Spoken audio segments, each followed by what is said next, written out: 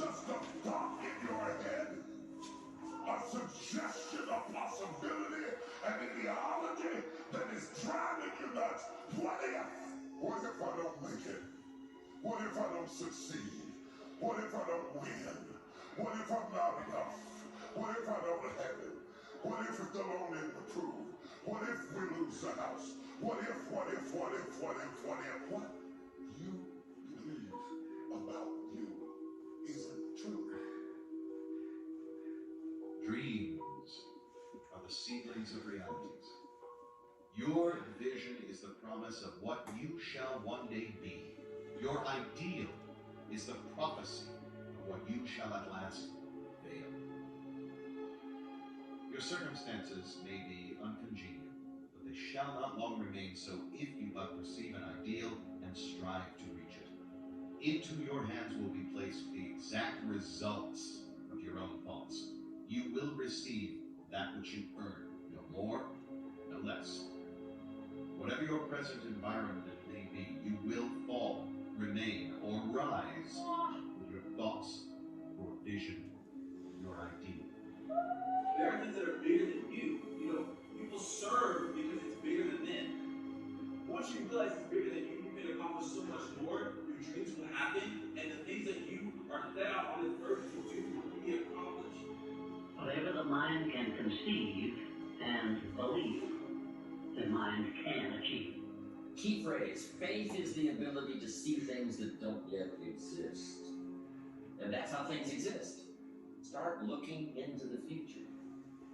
Of what you would like to accomplish, where you would like to go, the person you would like to be. And see if you can't get a better picture of the finished objective. See yourself there. See yourself in possession of. Decide what you want, and then act as if you already had it.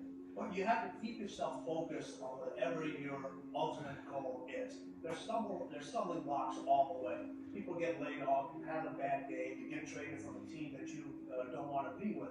But if your goal and your focus remains the same, that hey, this is going to happen, and I know I have the skills and I have the knowledge and I have the instincts to dig myself out of this hole, you will dig yourself out of the hole. You have to control the situation. Don't let the situation control you. No matter how bad it is, or how bad it gets, I'm going to make it.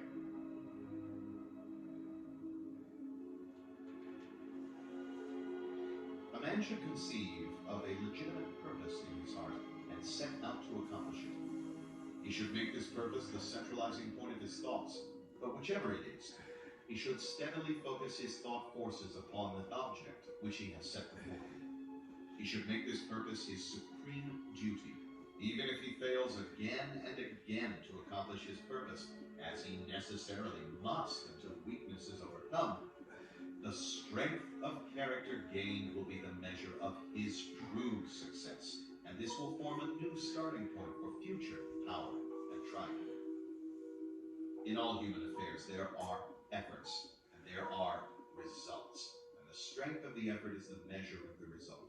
Chance is not. Gifts, powers, material, intellectual, and spiritual possessions are the fruits of effort. They are thoughts completed, objects accomplished, visions realized. The vision that you glorify in your mind, the ideal that you enthroned in your heart, this you will build your life from. This you will become. Look yourself in the mirror and ask yourself, what do I want to do every day for the rest of my life? Do that. Stop quiet and just keep hustling. Hustle is the most important word ever. And that's what you need to do. Success is really nothing more than the progressive realization of a worthy ideal. This means that any person who knows what he's doing and where he's going is a success. Any person with a goal toward which he's working is a successful person. If you want it to happen, get your butt up and make it happen. If you want it to happen, rise and grind. How many of you know people who moan and groan and complain about life all the time, all right? They might moan and groan about their job. I'm sick of this job. I'm sick of you. And they just moan and groan and complain all the time and never do anything about it. They haven't got to the point where they're sick and tired of being sick and tired. They just have enough energy to complain about it, and they consider that, in fact, they believe that that's equivalent to doing something about it, just complaining. No, that can't get you where you want to go. That cannot create your reality for you. The other thing that keeps most people from realizing their true greatness and their true potential, circumstances, their environment. There are many people who believe because of where they're born, because of the area where they are in life and where they find themselves, that's all they know. Given my circumstances, ladies and gentlemen, I shouldn't be doing what I'm doing right now. See, I know something about you, even not knowing you, that you've got greatness within you. You have the ability to do things that you can't even begin to imagine. You have talents and skills in you that you haven't even begun to reach for yet. No one could have convinced me, given my circumstances, given my background, that I would be doing what I'm doing right now. I was born in Liberty City on a floor on 62nd Street, a twin brother and me. When we were 6 weeks of age, we were adopted. When I was in 5th grade, I was identified as EMR, labeled educable mentally retarded, and put back from the 5th grade into the 4th grade, and stayed in that category until I got out of high school. I have no college training. But here's what happened. I had an intervention in my life. A man who saw something in me at a time that I did not see something in myself. I never forget being in his class one day, waiting on a friend of mine who was there to rehearse for a play. He did not show up, and he asked me to go up to the board and write something on the board. And I said, I can't do that, sir. He said, why not? I said, I'm in a special education class. He said, what do you mean?